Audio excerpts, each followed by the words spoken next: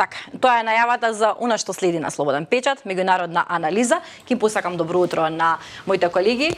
И да започнеме, вистите ги завршив со најновото интервју на Владимир Путин за кинеската новинска агенција, каде што вели дека е подготвен за диалог и дека е за мирно решавање. Дали ова е една празна флоскула на Путин или се работи за нешто што навистина наговестува конечно крај на војната која што трае веќе трета година? Не, дефинитивно не навестува никаков крај на војната, барем не никаков крај на војната кој не е во корелација со тоа што го има Русија зацртано како крајна цел во Украина. А тоа досега никој, ама баш никој, апсолутно никој освен Владимир Путин не го знае. Инаку тоа е дадено во неговата најавена посета на Кина, кој ќе биде прва по неговото примопредавање, сам себе си го примопредаден или четвртиот и петиот мандат. И тој, значи, ќе има таа една, ја велат, историска средба со Си Џинпинг, каде што огромен број на работи ќе бидат решени. Кина и Русија е малку да се каже дека имаат стратешко партнерство, тоа е веќе еден сојуз за кој нема преседан во односите на двете земји во историјата. И кинеската, како да кажам, позиција во војната на Украина е дека таа го поддржува секој мирно решение. Русија е сојузник, но таа го секој мирно решение со кое што нели двете страни ќе се решат. И во една таква корелација Путин вели да, и ние сакаме мирољубиво решение, но не верувам дека така нешто. Што е она што ќе се реши? Од прв ден ова што прашањето што ти го постави, од прв ден Путин е за мирно решавање на конфликтот во Украина. Пред војната. Но услов за мирното решение се неговите услови, а тоа е како беше денацификација, демилитаризација и овие 4 региони кои се анектирани. Ама сега поише ќе бидат претпоставено. Добро, тие 4 зборуваме, у тоа беше почетокот, тие 4 региони да се бидат во Руска Федерација, бидејќи тие само определиле по урнекот на Крим, па потоа Донбас, па потоа Херсон, па Запорожје и сето тоа, така да тоа е прашањето. Но причината зошто тој оди во Кина е нивното стратешко партнерство и истиот начин на гледање на работите во светот. И Кина и Пекинг и Москва исто гледаат на светскиот поредок, како што вели Путин во интервјуто, и тој исто така кажува дека заедно со Кина се на ист став дека нема да му дозволат на Западот да наметнува начин на делување на глобалниот свет по урнекот на досегашното однесување. Уште е многу битен момент во тие кинеско-руски лажен односи. И лицемерен поредок, се извинам, така го нарекува Путин во... Ама има уште е многу битен на наредниот совет на БРИКС кој е закажан во Казањ. Треба да се велат ќе биде историски и тука ќе се види тоа руско-кинеско партнерство до каде би требало се очекува да биде конечно представена таа долго најавувана монета, односно валута за порамнување. Доколку тоа се случи на следниот состанок самит на БРИКС, каде што ќе биде потврдено и членството на поголем број на земји, меѓу другото, тогаш тоа ќе биде сериозна закана за американскиот долар и би можело да доведе, ја не сум сигурен, само пренесувам тоа што го имам читано, да доведе до крупни промени на финансиските пазари во светот. А ако се менуваат финансиските пазари, се менува и се... Да, но другата страна не треба да ја подцениме, нема да стои мирна. Апсолутно никој не ја подценува. Во БРИКС, освен што се најмокните држави, збораме по број на жители, не меѓу најмокните, тука нели не најмокните, меѓу најмокните, тука е нели Кина, Индија, Русија, Бразил, но се имаш проблем тука и јас, пошто подолго време паметам и ги следам овие меѓународни случувања, Индија беше и се уште е под жесток притисок на тоа дали ќе биде под источно или под западно влијание Индија е во Азија, има голем потенцијал и е добар контраодговор на експанзијата на Кина. Тоа го знаеме сите. Но од друга страна Индија, повторно ќе потсетам, се нарекува дијамантот во британската круна и покрај тоа што Индија е независна држава, сепак тоа британско колонија и влијание и британски начин. Они имаат развиено едно антиколонијално чувство огромно во Индија. Но не знаеме како елитите тоа, види, не знаеме како тоа елитите ќе го направат, бидејќи ќе потсетам, Кина и Индија никогаш нема да бидат многу блиски, тие имаат проблем околу Тибет. Кина и Русија не може да бидат. Сега зборам за Кина со Индија. Одговорот на кинескиот бројност, напредок, технолошки е Индија, која ќе потсетам од пред некое време е најбројната држава во свет. Второ, ајде Русија да ја земеме како поинаква држава, а и е во војна. И многумина сметаат дека Путин во Си Џинпинг и во Пекинг сега бара малку и спас, не само соработка и помош, но Индија, ја мислам дека Индија тек допрва ќе има голема експанзија. И сега контраодговорот на Кина за да не влезе во директен судир со Индија е Пакистан. Знаеме дека Индија и Пакистан освен што биле една иста држава која се поделиле, која голем број на војни. Воделе и се нуклеарни сили и сега се префрлиме на разговорот, но на разговорот од вчера сега да ти додадам дека има многу конфликти во светот, што овие западниве тикери на моменти не им се интересни да не пренесуваат.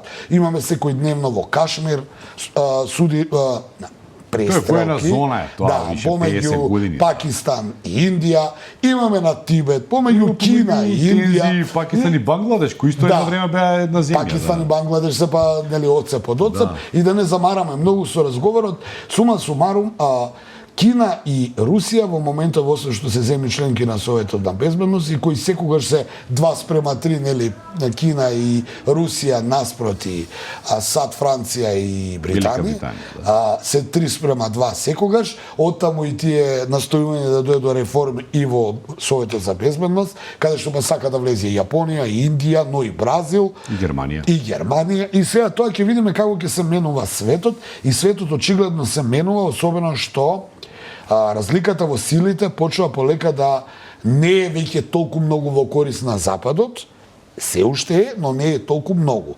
Кина покажува појас и пат, стратегијата покажува добри резултати сега за сега, но ќе видиме колку и таа ќе може да издржи, пошто и таа е на рамна војна и со Филипините, и со Тајван, и со Јапонија и Јужна Кореја, и тоа нема крај. Така да, можеме само да ги наблюдуваме, работиве и да се надеваме дека нема да дојде до друг конфликт. Ајде да ги наблюдуваме работите. Има неколку интересни вести од Украина. Синоќа говоревме на широко за корупцијата во рамките на украинската војска, украинската држава и дека огромни пари биле дадени, нели тоа беше лајт мотивот на вчерашниот наш разговор, огромни пари биле дадени за градење на тие дефанзивни фортификации одбранбени линии, да ги наречеме. Русите тоа го поминаа како низ решето. Добро, првиот пат не успеа, за волја на вистина пред 2 години беа зауставени. Говориме дека во да. последната година биле потрошени многу големи пари за фортификации.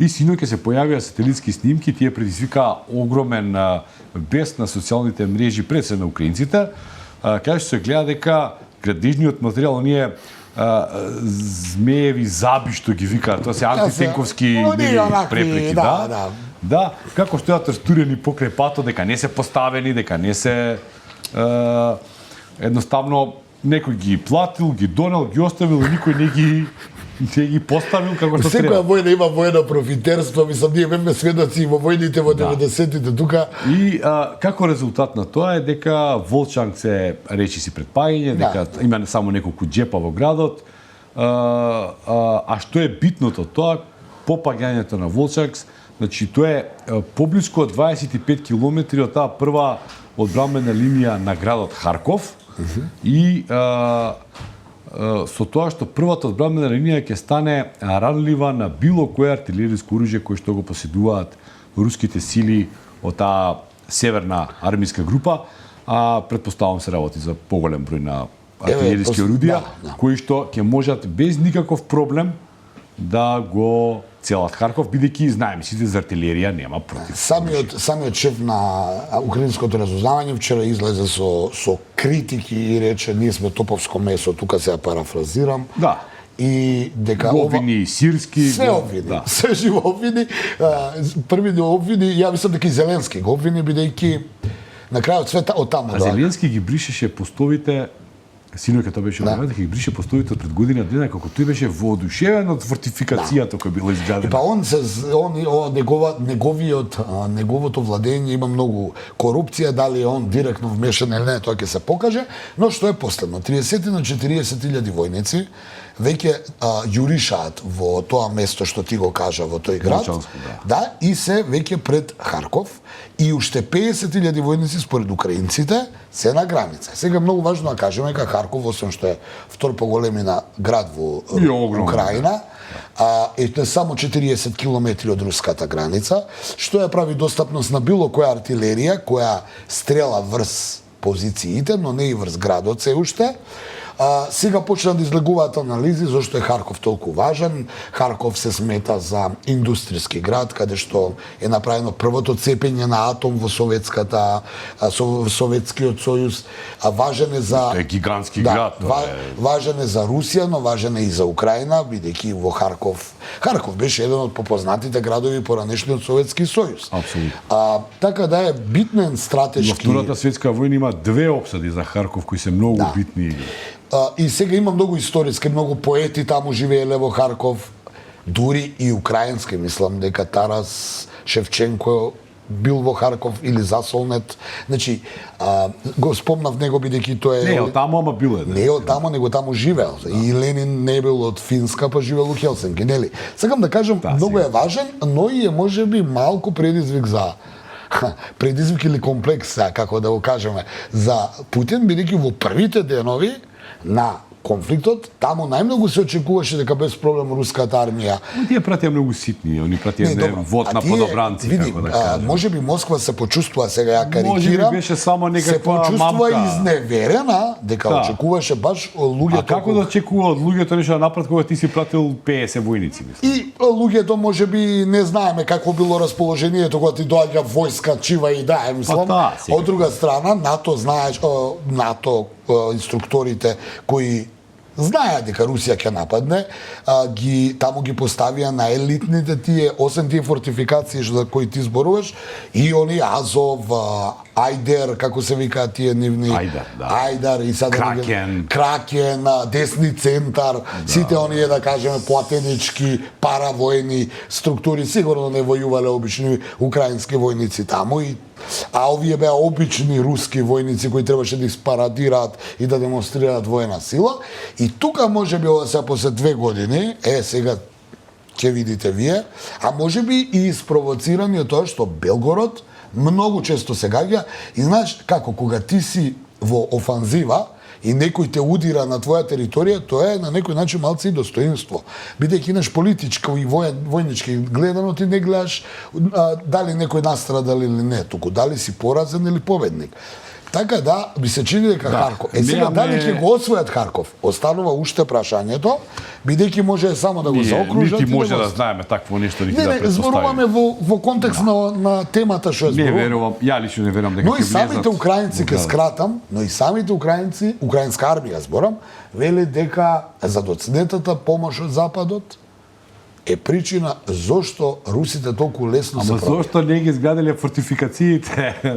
Помоште една, има материјал, има се, знаеш што ќе покажат судови. Знаеш како после војна е. Помошта, што помош? Уште една таква пратка да им прата да остане таму негде на поле некој. Сега гледаш зашто Западот малку више воздржан околу сите тие помоши. Веројатно ги знаат они. И овие излегува Европа се брани во Украина, тие знаеш крилатици и веројатно е така. Но веројатно овие луѓе викаат, чека бре, ние вас ви даваме пари, вие си правите олигарси, како да ги наречам. Да. Ајде, немаме многу време, мораме да го кажеме тоа. Ентони Блинкен, државен секретар на Соединетите американски држави, вчера беше во една ненајавена посета на Киев, остави средба со државниот врв. Ја не слушнав некаква посебна реакција или изјава од него или од неговиот тим.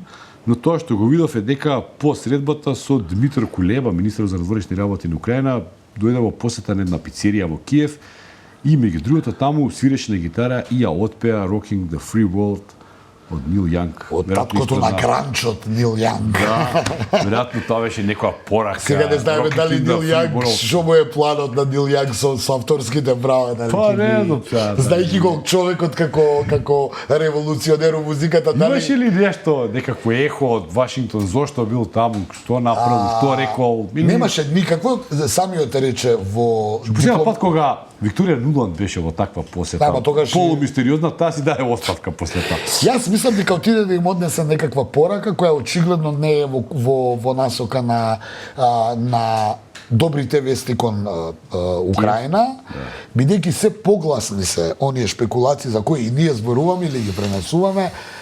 Онаа изјава на Макрон не беше случајно дадена.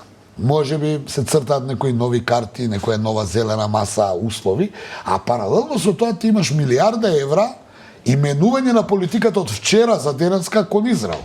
Не знам дали забележа. Да, видов, да. Значи, од едни затегнати односи до вчера ги зборувавме. Да, и сега милиарда нова сега транша овие си добиваат милиарда и идете до крај работава. Политиката е гласовите во Висконсин се пресудни. Да. Или во Мичиген. Да, и уништете го Хамас, бидејќи гледам сте тргнале. Мичиген нема да гласа за Бајден. Да. И сега тука имаш, одеднаш имаш жесток маневар, барем она што може да го видиме, на американската надворешна политика. Ние сме на два фронта, едниот другиот. Овде не сме директно, ама ние плаќаме. И некако свртена кај Ајде го Израел. спомнем ја, ама многу брзо во Холандија имаше протести и полицијата покажа како тоа, нели, се тепа Прави западниот демократски свет. по сите европски вредности. Мене ме интересира така да тепа наша полиција или полиција на овие соседни држави. Било тоа ќе каде. биде одма ќе биде режим, кршење на човекови прави. Студенти се Хелсиншки комитетот Тоа негде беа- пак ќе се појави. Тоа беа студенти кои беа пропалестински протести беа, така? Значи тоа беа студенти холандски Да. кои протестираат против израелскиот начин на справување со Кризата во Палестина. со палестинските граѓани, и сега тие протести не колку што успеав, не видов дека се многу насилни. За полицијата дојде да ги разбие. Пријавени, ако што слушнав. И биле студенти, тоа е многу важно. Да. Студенти во студентски дел. Значи тоа да се случи во нашава држава, Во нашиот Македонија. универзитет, например, и да така ги Или тепаат. ако ќе те подсетам пред 30 години кога се случи во Имало Србија, студентски протести, многу во имало. Србија се случи нешто слично на Белградски Ма универзитет. не беше слично. Не, зборувам. Јас се сеќавам на тие протести, имаше реакција на полицијата таму, па дојде, нели, Павле, тогашниот епископ, архиепископ, патриарх дојде. Да, дојде па ја смири полицијата. И сега еве ти си студирал во Холандија, па ме интересира тоа е прашање. Знам дека универзитетските кампуси имаат автономија. Еве во Грција, и Грција Нека знаеме. нас имат автономија. Не, сакам да кажам, во Грција колку и да беа насилни протестите, полицијата, значи е нападната со камењи, молотови коктели, кога ќе влезат во кампусот не смее да влезе. Не смее.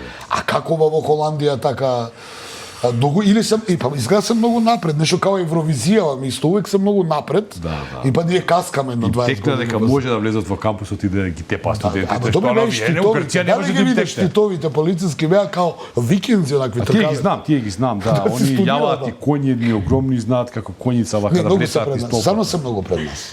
Да, апсолутно. Така у среден век биле Шегата пред на нас. страна, исто, да. шегата на страна, тоа не беа убави слики што ги Не, видов. ужасно беше тоа. Немаме време, Александра, да се одјавиме. Да, секогаш е задоволство да ве слушаме низ оваа утринска денешна анализа. Прошетавме на повеќе места низ светот. Ви благодарам што ете ни Како објасните туристичка ни агенција сме. како туристичка агенција, Го фативме и за Кашмир и лоши Тибет. работи. Од Кашмир и Тибет до Холандија стигнавме. Ете така, тоа велам, затоа велам, прошаравме низ земјината топка.